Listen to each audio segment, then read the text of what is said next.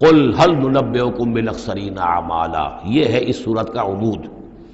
جو میں نے کہا تھا کہ پہلے رکوع کے اندر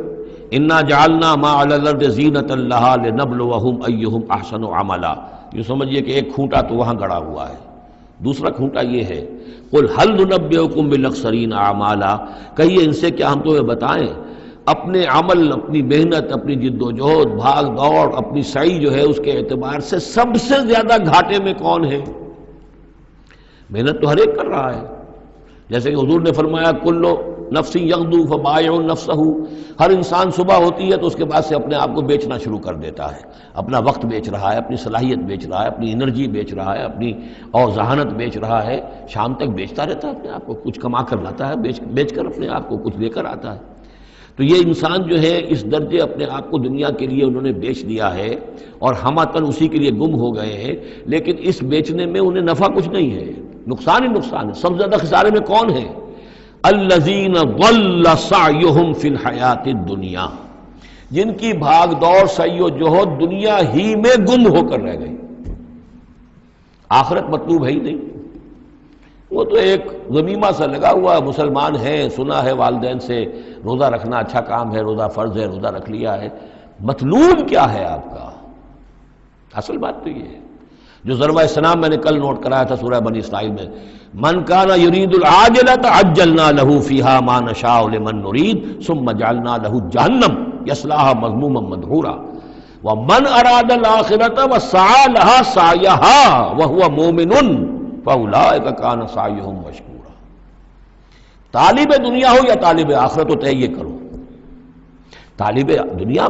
طالب آخرت کے لیے بھی اللہ تعالیٰ کلن نمد ہؤلاء وہؤلاء من عطاء ربک، دنیا میں اسے ہمیں رکھنا ہے، کھانے پینے کا بندوبست کرے گا، یرزقہ من حیث لا یحتسب، یہاں سے دے گا جہاں سے تمہیں گمان تک نہیں ہوگا، لیکن تم پہلے طے کرو تم طالب دنیا ہو یا طالب آخرت ہو۔ اور سب سے زیادہ گھاٹے میں وہ ہے من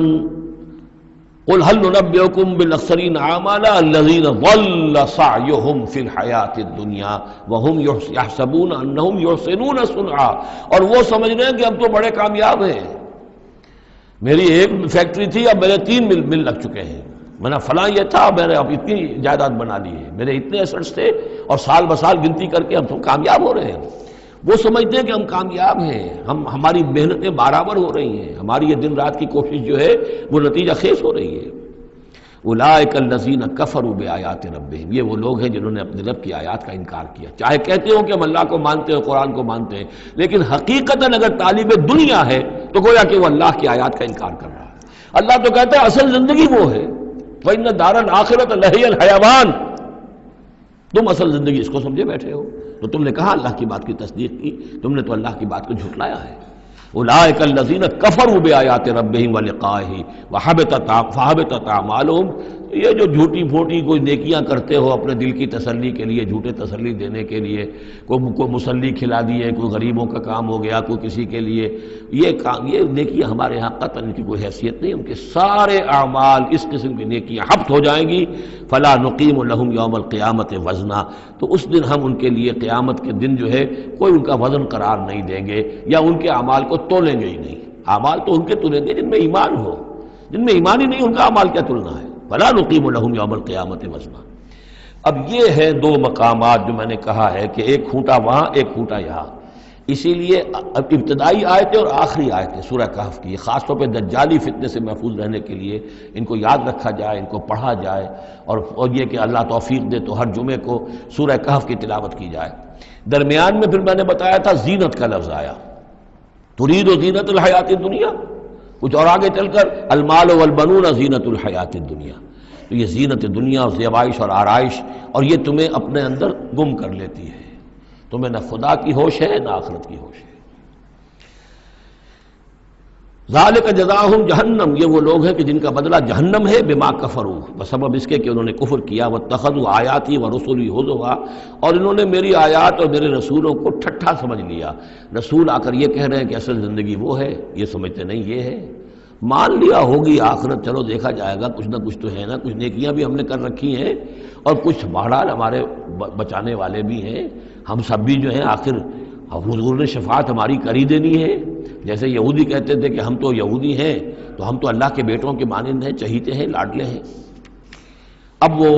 آخری حصہ ان الذین آمنوا، جب ان کفار کی کیفیت یہ ہے، اور کفار سے مراد یہاں پر وہ منکر نہیں ہے، وہ کفار ہیں جو حقیقت کے اعتبار سے طالب دنیا بن گیا، چاہے اس نے لیبل اسلام کا لگا رکھا ہو، مسلمانوں کا وہ بہت بڑا لیڈر ہو، قائد ہو، کچھ بھی ہو، جو طالب دنیا ہے فی الواقع وہ ہے در حقیقت کی جو اصل کافر ہے، جس کو کہ ایک بزرگ کا قول جو ہے بہت عرصے بعد آج مجھے یاد آیا ہے کہ جو دم غافل سو دم کافر۔ اسی طرح جو شخص طالب دنیا ہے حقیقت میں وہ کافر ہے۔ قانوناً وہ مسلمان ہوگا، مسلمان ہو، مسلمانوں کا لیڈر ہو، وہ پیر ہو، وہ کوئی بڑا عالم ہو، کچھ بھی ہو، لیکن طالب دنیا، اصل طالب دنیا کا ہے یا آخرت کا، یہ طے کرنے والی بات ہے۔ ان الذین آمنوا وعملوا الصالحات کانت لہم جنات الفردوس نزلا، اس کے برعکس وہ لوگ جو ایمان لائے اور جنہوں نے نیک عمل کیے، ایمان کے سارے تقاضوں کو بھرپور طور پہ ادا کیا، یہ وہ لوگ ہوں گے جن کے لیے ٹھنڈی چھاؤں والے باغات ہوں گے، ان کے وہاں پر مہمان نوازی نزل ہوگی، نزل ابتدائی، بڑی اونچی جو ہے اس کائنات کے اندر گیلیکسیز ہیں، کہاں کہاں پہ جنتیں ملیں گی، اہل جنت کو اس کا آپ تصور بھی نہیں کر سکتے۔ اس میں تو یہاں تک آتا ہے کہ ایک اوپر کے درجے والے کو نیچے درجے والا جنتی ایسے دیکھے گا جیسے تم زمین پر بیٹھ کے ستاروں کو دیکھتے ہو۔ یہ پوری کائنات آخر کس لیے بنائی ہوئی اللہ نے؟ کتنے اور سیارے ہیں اور کتنی اور جگہیں ہوں گی، کہاں کہاں اللہ تعالیٰ جو ہے جنتیں دے گا، لیکن پہلی نزول جو ہے یہی ہونا ہے، اسی زمین پر، قصہ زمین برسر زمین۔ خالدین فیہا، اس میں وہ ہمیشہ ہمیشہ رہیں گے، لا یبغون عنہا حولا، اور ان کے لیے اور پھر وہ نہیں چاہیں گے کہ اس سے ان کو کہیں اور بھیج دیا جائے، یعنی یہ کہ جنت ایسی جگہ نہیں ہے جہاں جی اکتا جائے۔ آپ دنیا میں تو اچھی سے اچھی جگہ کا تصور کریں، مستقل رہنا پڑے گا تبھی۔ کشمیر میں جو رہتے ہیں ان سے پوچھئے کہ کیا وہاں خوبصورتی انہیں تو نظر نہیں آتی، سوئٹزرلینڈ والوں سے پوچھئے کہ یہاں کے بہت خوبصورتی ہے، انہیں تو کہیں نظر نہیں آتی، ان کے لیے تو مصیبت ہی مصیبت ہے، ہر وقت برف کے طوفان ہیں اور یہ ہے اور وہ ہے، لیکن یہ کہ ہمارے لیے تصور اور ہے۔ بدترین جگہ بھی دنیا کے اندر جو ہے وہ ایسی ہے کہ جہاں تھوڑی دیر کے لیے آدمی جائے گا تو وہاں اسے کچھ چینج کی وجہ سے کچھ ریکریشن ہو جائے گی، لیکن زیادہ دیر ٹھہرنا پڑے گا تو مصیبت ہو جائے گی۔ اب بہترین جگہ بھی وہ ہے کہ جہاں مستقل رہنا پڑا تو پھر یہ کہ وہ اس کے لیے بور ہو جائے گا وہ، لیکن جنت ایسی جگہ ہے کہ وہاں سے پھر آدمی کہیں ٹلنا نہیں چاہے گا۔